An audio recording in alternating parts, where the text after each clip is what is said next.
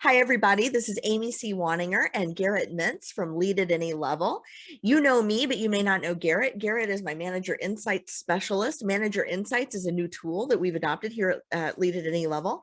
And the goal is to help you as do your job more easily and more effectively. So there are really three roles that managers play in any organization, regardless of the kind of work that you're doing. The first is air traffic controller. That's where you hand out the work to all the people. We talked about that in another segment. In this segment, we're going to focus on the coach cheerleader role. And what this really means is, as a manager, it's your job not only to do all the other stuff you're supposed to do, but also to know all of your team members' strengths, what motivates them. You're supposed to keep their morale high while constantly pushing them to do more work and perform at higher levels and never let anyone lose sight of the goal. Now, what's interesting to me is that according to the Association for Talent Development, or ATD, somewhere between 75 and 90% of companies expect their managers to be coaches, which means you're sitting down listening to employees and pushing them and trying to constantly unlock new levels of performance in them. But very few companies really train their managers to do this. And so what I wanted to talk to you about, Garrett, is how can the Manager Insights tool help managers be better coaches? Yeah, I love that you bring this up. So the Manager Insights tool, and here's an example we're looking at with a vice president that we're working with named Jenny. Jenny is a great leader. She works at an accounting firm. She's been there for 15 years and she's fantastic. She's really good at her role. She's good at her job. And because of her tenure at the organization, she's been promoted up to management. Now, one of the things going on though with Jenny that she personally struggles with, as Kim Scott would say, she sometimes struggles to challenge directly. And by that, I just mean with how do I go about potentially having a difficult conversation with my team to more or less understand how they're feeling at work and what's going on with them.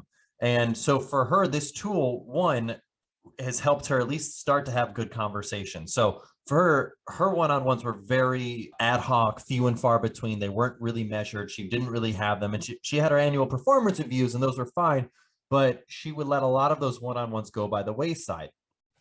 So this tool brought into her conscientious awareness some of the potential struggles that her direct reports are having at work. And it started allowing her to gain insight into that and start more intentionally focusing on having conversations. However, just having the conversations is not enough. The other cool part about this tool is that it helps you have those one-on-ones. And so one of the things that she's learning is how can she go about more effectively communicating with her team what is going on. And now one thing that we've started to observe is that there's been a little bit of a dip, and that might require her to, or it might encourage her to have some coaching or consulting to help her with getting her team cohesion back up and getting her team's task performance back up. So it's not necessarily say it's a bad thing. Teams go through dips and changes, and things are sometimes seasonal with the work. So when there's a high stress point within work, it can be easy to fall behind on certain tasks and things. But what this tool does is it helps managers, helps leaders really better understand what's going on with their team, and then it helps them have one-on-ones with their team. Now, paired with an amazing consultant like Amy, this can help really amplify the impact a coach, or rather a manager, is having with their team as a coach. But it starts with measuring the data, understanding what's going on with the team, and being able to have those one-on-ones and challenge directly. And so some of the things that I'm seeing in Jenny's results are things like team performance is waning. And this is really a measure of the perception of team performance, or I'm sorry, I meant task performance. Task performance is waning, which means people are seeing themselves as performing less well than they saw themselves performing in the past. And that could be for any number of reasons.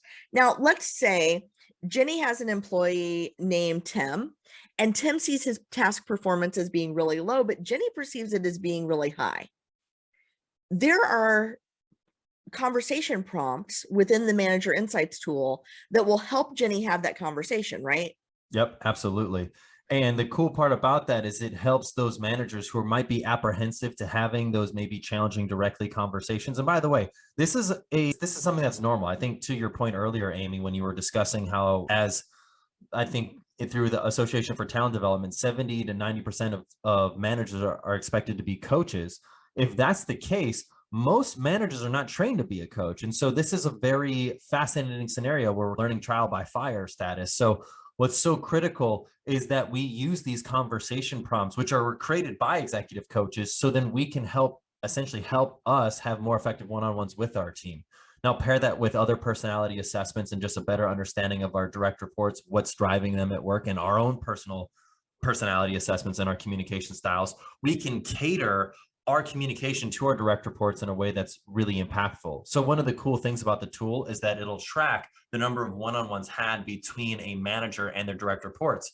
And if that data is stagnating or going down, if you're having more and more one-on-ones, clearly that's evidence that the content of those meetings are not sticking as well as you would like, which just means that it means it's important that you change it up and try a new coaching style with that respective direct report. While if you have more one-on-one meetings and their data is going up, that's an indicator, that's a positive indicator that what you're doing is working and you're doing a great job.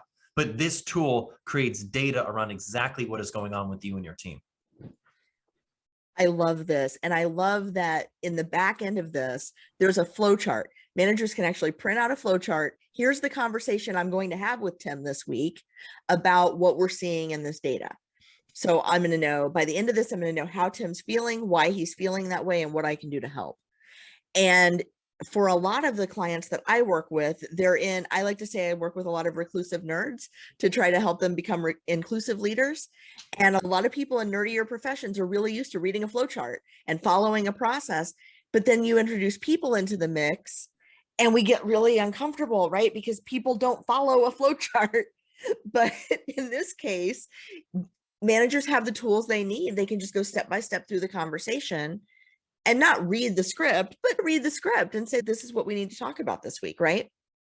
Yeah, absolutely. No, that's awesome. So yeah, that's a great way that managers and leaders can use this tool to become better coaches for their teams and just be there for their people to better understand them, because ultimately we know that 70% of all employee engagement variance comes from the manager to direct report relationship. So if we as leaders can better understand our people, we're not only more likely to keep our people longer, but we're much more likely to keep them engaged, happy, and optimally productive.